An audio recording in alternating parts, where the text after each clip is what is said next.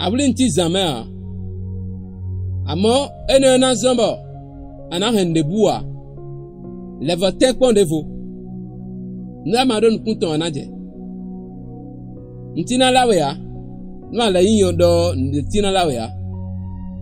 Kwabado ora santa de ngwen mi memba na ho de bamba ma vava na se de gumeton.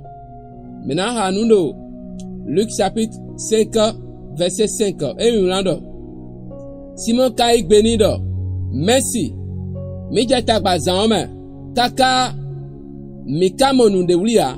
Loa e akadomo una le dodo to.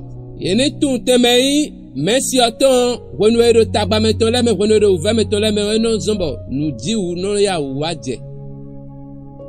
Ana tununde nous yara ouvert polo nous yara pole po nous vovo wewe. Ba mi na mo kunu jeme ha. Nous aleva te pon de vo awa nu indoa. Awuri so awazo amana awuri egbe awazo amana awuri so ejawa. Asanu so awazo amana asanu egbe ya. Asanu egbe awazo amana asanu so ejawa.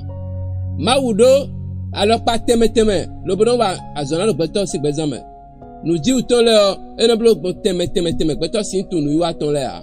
Lo Josué si wenuo mawo edo wesiva terotodo ajalon tome. Amon le Pierre si wenuo edo hudo lo bana don zanwa.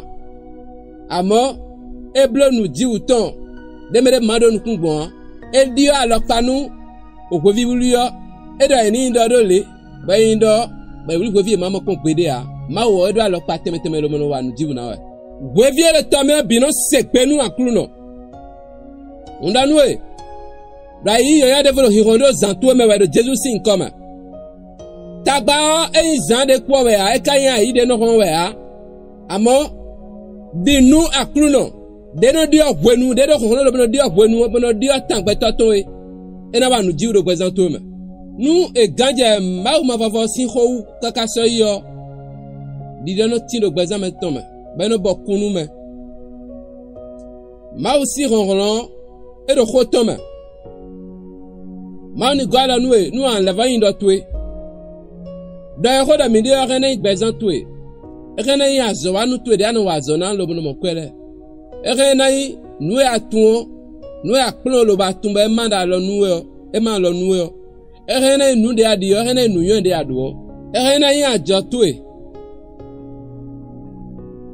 ana ho da hame ana kuno gwala nu mi nu ma jon de la do nu amote bo zemi yaga do azovi ena yo nu ihu ganto gbede a ara zade na klo ya ne ayonu hu merci o ansi se hoto lo boblo de ji anu pia ko yonu hu merci o we e na sin do adam do nko ndo kaka basanku e ka tuno me patienu to e weru hodo ni ya la kuno mama yonu hu hoto o do jerusin koma akuno dia u vetele wa idu de ji me do jerusin koma ami ena dia u vetele wa idu de ji me nu e bande kuno den zando gbazanto me edo tegbe bo ayido hihonde me ana kuno den jogba tira lo to me plami no be agigo cheme ma bia da gbe cheme do jerusin koma ami yira tue ana wuli gigo tue mau e bia do yindo reji ya kabi eni nu kon ama bia da setonu na setonu ene le bina wa nu fa adinu de linkoton commenter bo 06 sur ta parole Seigneur. Di de khoto dogmon na blode ji ngbero nkuna do terofio partager nos otwele nambala di de ni wa meresi gbezame o bo abone wade sien ora santa to lo na ho be tegba na mo de ho le nkoton le lo jerusin ko mi ho de amen.